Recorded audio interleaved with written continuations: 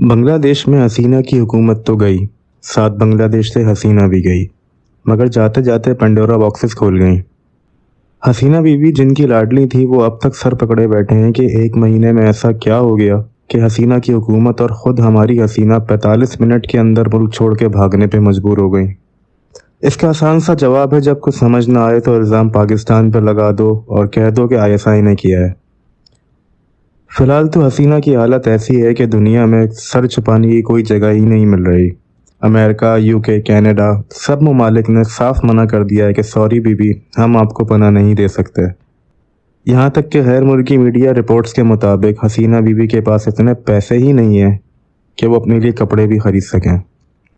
ہر عروج کو زوال ہے، مگر ایسا زوال حسینہ پہ اچانک کیسے آ گیا؟ اتنا بڑا اپسیٹ ہو گیا، مگر یہ چند دنوں یا گھنٹوں میں تو ممکن نہیں تھا کہ اچانک ہی سارے بنگالی سڑکوں پہ نکل گئے اور حسینہ کو بھاگنے میں مجبور کر دیا۔ اس سارے معاملے کے پیچھے ایک لمبی کہانی ہے جس کو آج ہم اس ویڈیو میں کور کریں گے، مگر ویڈیو میں آگے بڑھنے سے پہلے میم TV کو لائک اور سبسکرائب ضرور کر لیں اور بیل نوٹیفیکیشنز آن کر لیں تاکہ آپ کو مزید ایسی ویڈیوز ملتی رہیں۔ حسینہ بی بی اور ان کا 16 سالہ اقتدار تو ابھی سب کے سامنے ہے، مگر اس سیٹ بیک کے پیچھے کی کہانی ان 16 سالوں سے پہلے شروع ہوتی ہے۔ حسینہ جن صاحب کی بیٹی ہیں وہ موصوف شیخ مجیب الرحمن صاحب تھے، جنہوں نے پاکستان سے الگ ہونے کے لیے بھارت سے ہاتھ ملایا اور ایک لمبی پلاننگ کے ذریعے بھارت کے ساتھ مل کر پاکستان کے 2 ٹکڑے کیے۔ یہاں وہ کامیابی حاصل کرنے میں کامیاب تو ہو گئے، مگر یہ کامیابی صرف سیاسی طور پہ ہی مانی جاتی رہی، جبکہ عوامی طور پہ اس کو کبھی قبول نہیں کیا گیا۔ اس زمانے کے پرنٹ میڈیا پر پاکستان کے 2 ٹکڑے ہونے کو بنگالیوں کی کامیابی ہی کہا گیا، مگر حقیقت آج پوری طرح کھل کے سامنے ہے کہ بنگالیوں کی عوامی رائے کیا تھی اور سیاسی طور پہ کیا کچھ کیا گیا۔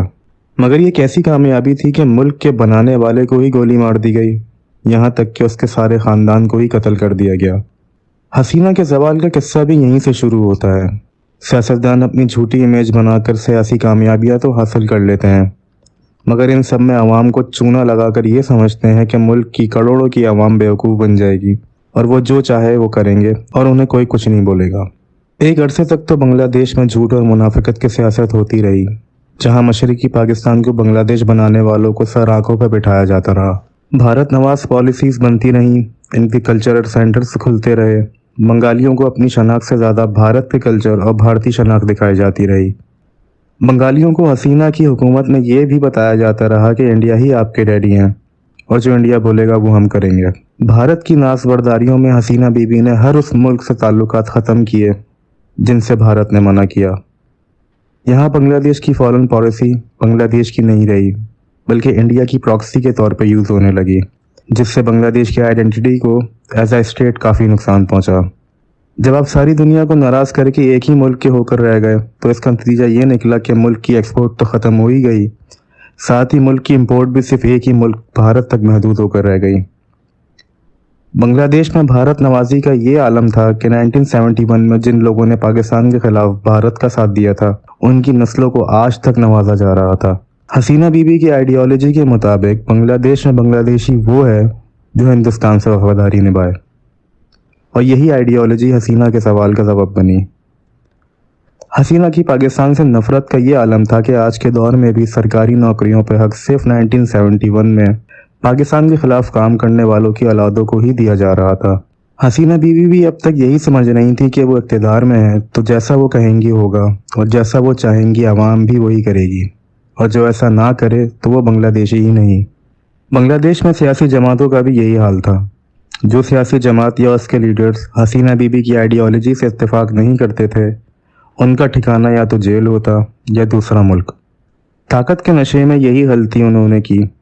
اور اپنی جابرانہ سوچ کے مطابق اپنے جائز حق کے لیے آواز اٹھانے والے اسٹوڈنٹس کو اپنی ایک تقریر میں رضاکار کہہ کر مخاطب کر دیا۔ رضاکار کا لفظ بنگلہ دیش میں ان لوگوں کے لیے استعمال ہوتا ہے جن لوگوں نے 1971 میں پاکستان کا ساتھ دیا تھا اور پاکستان کے لیے اپنے دلوں میں ایک نرم گوشہ رکھتے تھے، مگر یہ رضاکار کا لفظ حسینہ کی آئیڈیالوجی میں غدار میں بدل گیا تھا۔ یہی وہ ایک لفظ تھا جس نے اپنے حق کے لیے آواز اٹھانے والوں کا خون کھولا دیا، اور پھر دیکھتے ہی دیکھتے ان اسٹوڈنٹس نے بنگلہ دیش میں وہ کر دیا جو پوری دنیا دیکھتی ہی رہ گئی، اور حسینہ بی بی کا غرور ایسا خاک میں ملایا کہ 45 منٹ کے اندر ان کو اپنا ہی ملک چھوڑ کے بھاگنا پڑ گیا۔ حسینہ بی بی جب تک اقتدار میں تھیں تو دنیا بھر سے کوئی ان پر انگلی نہیں اٹھتی تھی، مگر آج اقتدار چھوڑنے کے ساتھ ہی یہ عالم ہے کہ دنیا کا کوئی بھی ملک حسینہ بی بی کو رکھنے کے لیے تیار ہی نہیں ہے۔ حسینہ بی بی کا بھارت بھی ان کو وقتی پناہ دیے ہوئے ہے، جس کے لیے حسینہ کے بڑوں نے اور خود حسینہ اور ان کی نسلوں نے ہر ناجائز کام کیا تاکہ اپنے کرتا دھرتاؤں کو خوش کر سکیں، مگر آج وہی کرتا دھرتا بھی وقتی پناہ ہی دے رہے ہیں جب تک کوئی دوسرا ملک ان کو باقاعدہ پناہ نہیں دے دیتا۔ یہ جو کچھ آپ نے ان چند دنوں میں بنگلہ دیش میں دیکھا ہے کہ حسینہ بی بی کے ملک سے فرار ہونے کے بعد بنگالیوں نے جو ایسی تیسی کی ہے، اپنے بانی کے مجسمے توڑے، انڈین کلچرل سینٹرز کو آگ لگائی، بھارت نواز سیاستدانوں کو سڑکوں پہ گھسیٹ کے مارا، ملک سے بھاگنے والے سیاستدانوں اور بیوروکریٹس کو پکڑ کے مارا، یہ سب انہی پالیسیز اور بھارت نواز لوگوں سے نفرت کا نتیجہ ہے۔ یہ سب کچھ دنوں میں یا گھنٹوں میں نہیں ہو جاتا، بلکہ اس کے پیچھے سالوں کی محرومیاں، ناانصافیاں اور حکومتی لوگوں کا ناجائز غاصبانہ رویہ تھا۔ شیخ حسینہ صرف وزیر اعظم ہی نہیں تھیں بلکہ بنگلہ دیش کے بانی کی بیٹی تھیں۔ یہ بات آنکھیں کھول دینے والی ہے کہ بنگالیوں نے اپنے وزیر اعظم کو نہیں بلکہ اپنے ملک کے بانی کی بیٹی کو ملک سے بھاگنے میں مجبور کر دیا ہے۔ یعنی ملک کا بانی جس نے ملک بنایا اس کو گولیاں مار کے قتل کر دیا گیا اور اب اس کی بیٹی کو ملک سے بھاگا دیا گیا۔ یعنی 1971 میں پاکستان کے 2 ٹکڑے کر کے جو ملک بنایا گیا وہ بنگالیوں کو چونا لگا کے بنایا گیا تھا، جو آج بنگالی اپنے ہی ملک کے بنانے والوں کو قتل کر چکے ہیں اور جو ان پر زبردستی مسلط تھے ان کو بھاگنے میں مجبور کر چکے ہیں۔ ناہید اسلام، آصف محمود اور ابو بکر، یہ 3 لڑکے جنہوں نے بنگلہ دیش میں نوکریوں میں سرکاری کوٹے کے خلاف تحریک چلائی، ان کو کس چیز نے مجبور کیا کہ اپنی پڑھائی چھوڑ کر وہ اسٹوڈنٹ سڑکوں پہ نکل آئیں؟ ان کو پتا تھا کہ پڑھ لکھ کر بھی انہوں نے کچھ نہیں کرنا ہے، کیونکہ نوکری ان کو ملے گی جو 1971 میں پاکستان کے خلاف بغاوت کرنے والوں کی اولاد ہوگی۔ سالوں سے پکتا ہوا نفرت کا یہ لاوا آخرکار ایک دم سے ہی پھٹا۔ پھر جو کچھ ہوا وہ دنیا کے سامنے ہے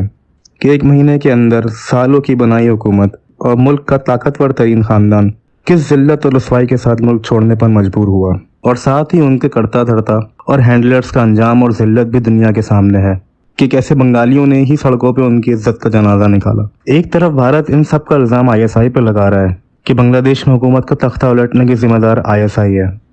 جبکہ دوسری طرف حسینہ بی بی امریکہ کو دوشی ٹھہرا رہی ہیں کہ امریکہ نے بنگلہ دیش کا سینٹ مارٹن آئلینڈ مانگا تھا تاکہ اپنے وہاں فوجی اڈے بنا سکے، مگر حسینہ بی بی نے امریکہ کو انکار کر دیا اور اس وجہ سے امریکہ نے ان کی حکومت کا تختہ الٹ دیا۔ اس بات کی امریکہ سختی سے تردید کر چکا ہے کہ ہم نے ایسا کچھ نہیں کہا، نہ ہمارا کوئی ایسا مطالبہ تھا۔ اب حسینہ بی بی انٹرنیشنل میڈیا کو انٹرویوز دیتے ہوئے کہتی ہیں کہ بنگلہ دیش میں جو کچھ ہوا اس پر تحقیقات ہونی چاہیے،